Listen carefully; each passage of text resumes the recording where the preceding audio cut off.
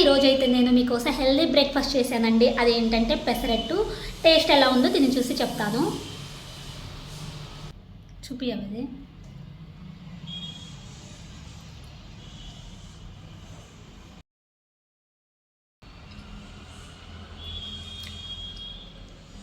చాలా బాగుందండి. చాలా అంటే చాలా బాగుంది. స్పాంజీగా స్మూత్గా ఉందండి. ఇలా హోటల్ స్టైల్లో మీకు కావాలంటే ఇంకెందుకు ఆలస్యం, అస్సలు లెట్ చేయకోకుండా వీడియోలోకి వెళ్ళిపోదాం.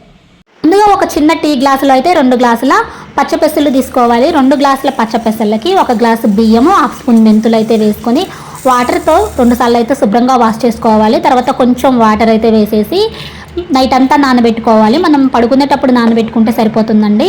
మార్నింగ్ కల్లా మంచిగా నానిపోతాయి. తర్వాత మిక్సీ జార్లో అయితే మెత్తగా ఇలా పిండి పట్టాలన్నమాట. ఈ పిండి ఒక బౌల్లో తీసేసుకొని ఒక 5 నిమిషాలు అయితే పక్కన పెట్టేసుకోవాలి. ఒక 5 నిమిషాల తర్వాత స్టవ్ ఆన్ చేసేసి అట్ల పెనం అయితే పెట్టేసుకొని అది కొంచెం వేడైన తర్వాత వాటర్తో అయితే పైన స్ప్రింకిల్ చేసుకొని మనమైతే ఇలా పెసరట్టు అయితే వేసేసుకోవాలి.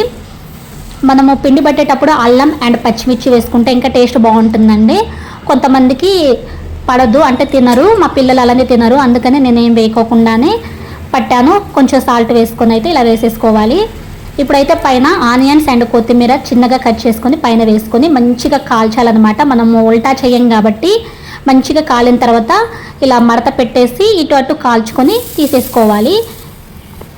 ఎంతో టేస్టీ పెసరట్టు అయితే ఇంట్లోనే మనం తయారు చేసుకోవచ్చు. ఇది ఆంధ్ర అండ్ రాయలసీమలో అయితే ప్రత్యేక స్థానం ఉందండి. దీనికైతే మినప్పప్పుతో చేసే దోశల కంటే ఇది చాలా మనకి ఆరోగ్యానికి మంచిది.